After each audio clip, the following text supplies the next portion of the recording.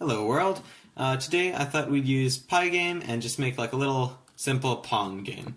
So I've made this like base file that all it does is just set up Pygame a little.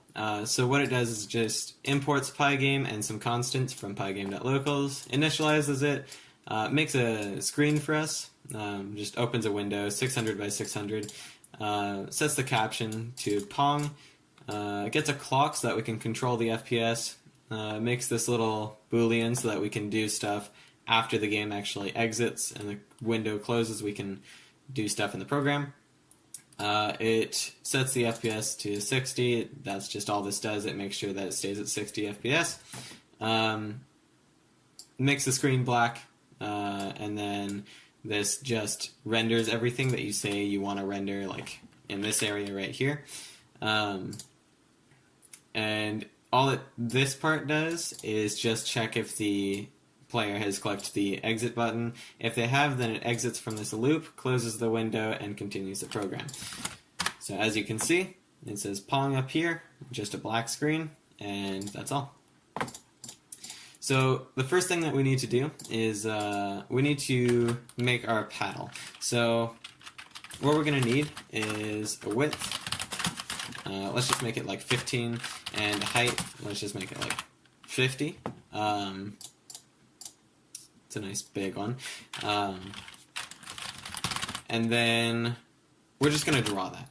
So with Pygame, you can use this .draw whatever shape you want. Like there's a circle one, a polygon with points that you can make up.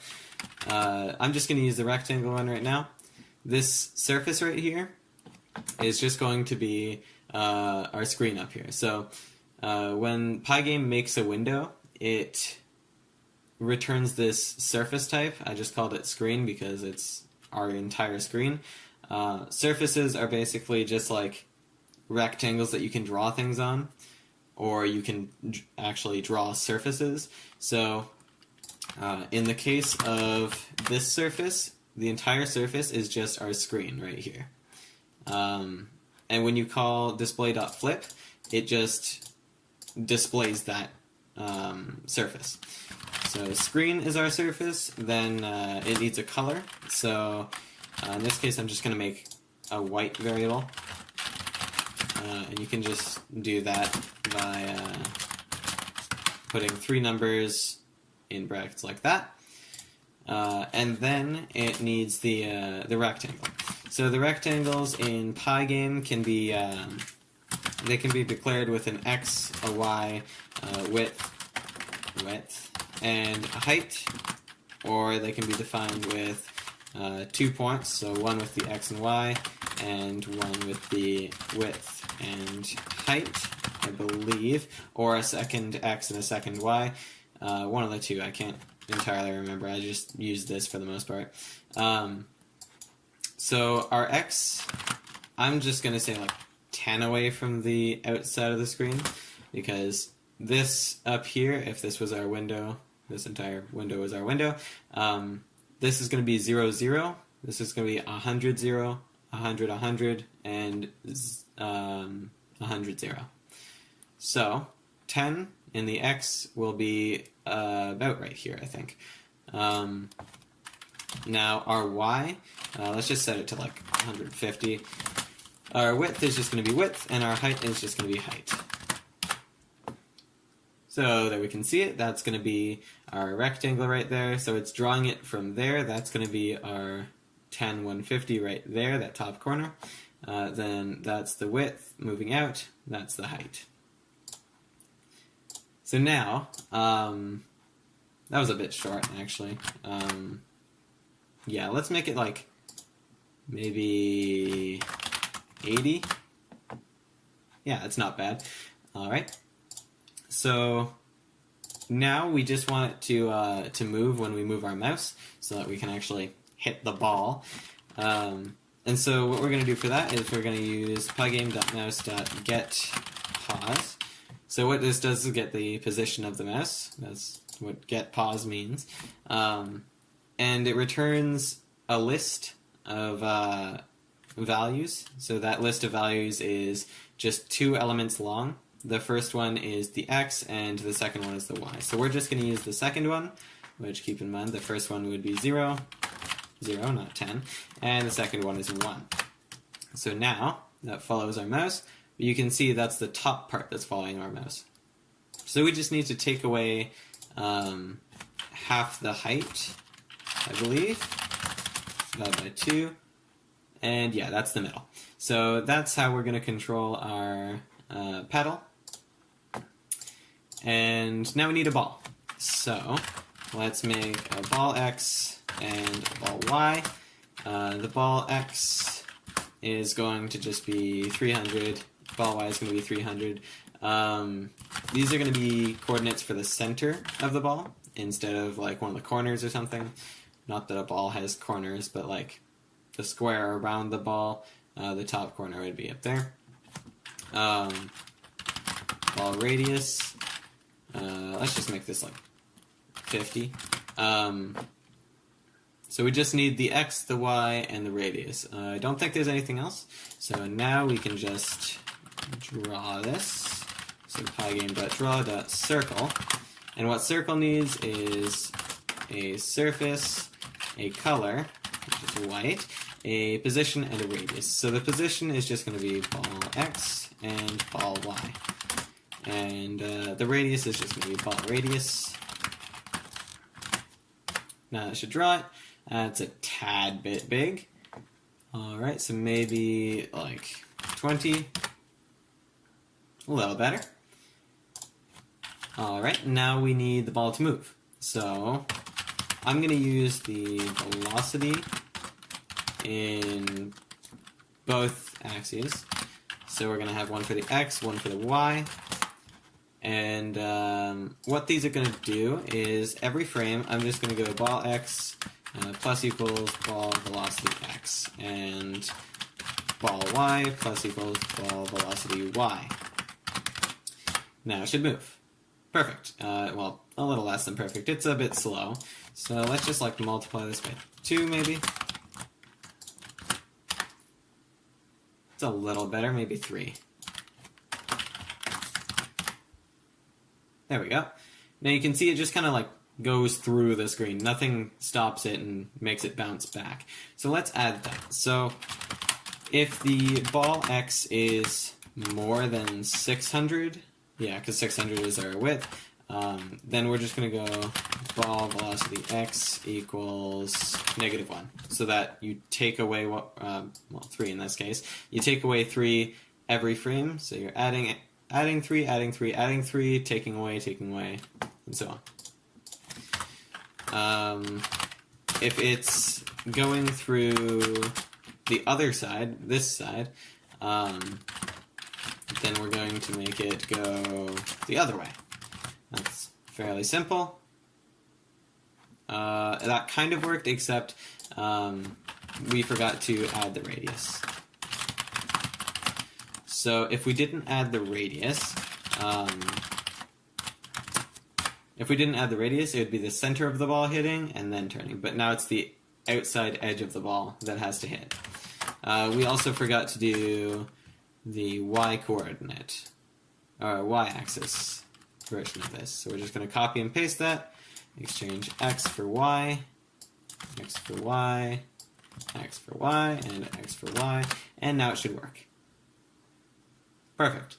Now, it doesn't go through my pile. So, with the paddle, how we're going to do it is we're just going to draw it out.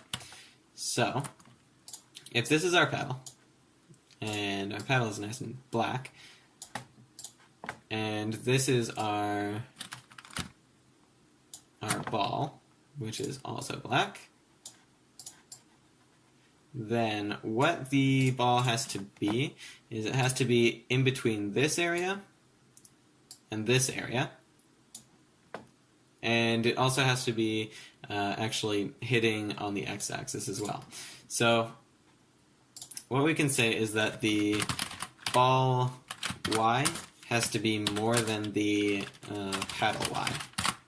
So if this is more than this top edge here, then we're good. We also have to make sure that the ball y is less than the petal y plus the height. So this has to be less than this. So now with these two rules, we've ensured that it is in between this height and this height. Now we have to actually make sure that it's inside the petal. So the ball x has to be less than its x, like the petal's x, plus its width. So we go petal x plus width. I realize this is a capital P, not that it really matters much, but you know. So now we have like our three rules for the collision. We can just minimize that and apply them here. So now our first rule was the ball y had to be more than petal y. So the ball y is more than, and then this is our petal y right here, this pygame.mouse.getPause. This is going to be our y of the mouse minus the height divided by 2. Now, that minus height divided by 2 is because our mouse is in the middle. If we just had our mouse position, then the ball wouldn't be hitting in the right place. So, we have that. That's our top edge. Now we need the bottom edge, so it has to be less than the petal y plus height. So we can just copy this, plus height. Now we have a negative height divided by 2 and a positive height. So those add together to get positive height divided by 2. I haven't put anything here, so I can't run it. And now our third rule is the ball x has to be less than the paddle x plus the width. So let's implement that. If ball x is less than, what's the paddle x? It's 10, as you can see down here, plus its width. Then we're just going to change the ball x velocity to a turn around. So now this should work. If it doesn't, I'm going to cry. So we forgot to add the radius again. So we should be taking away the radius, because if we didn't, we'd be getting this. Well, if we have nothing, then we're getting this line. If we take away the radius, then we're getting this line, the outside edge. That's perfect. Alright. Still doesn't work. Alright. It's less than 10 plus width. Sometimes that does it.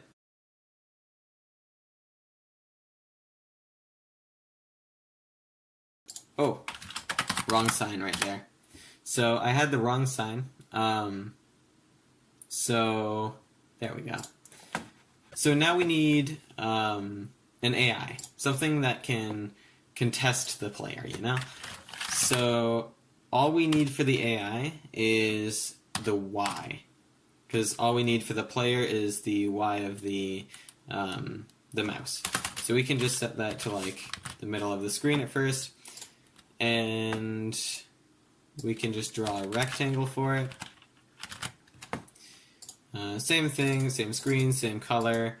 It's going to be 600 minus 10 for the X. And then instead of the mouse Y, it's going to be the AI Y. And that should work.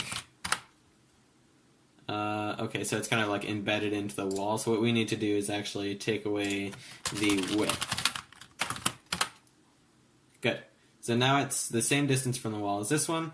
It's not moving at all to try and defend. So what we need to do is, if we want to make this really hard for the player, we can just go AIY equals ball Y, and you literally cannot lose to it. Well, unless the ball passes right through it, of course, but we're going to fix that.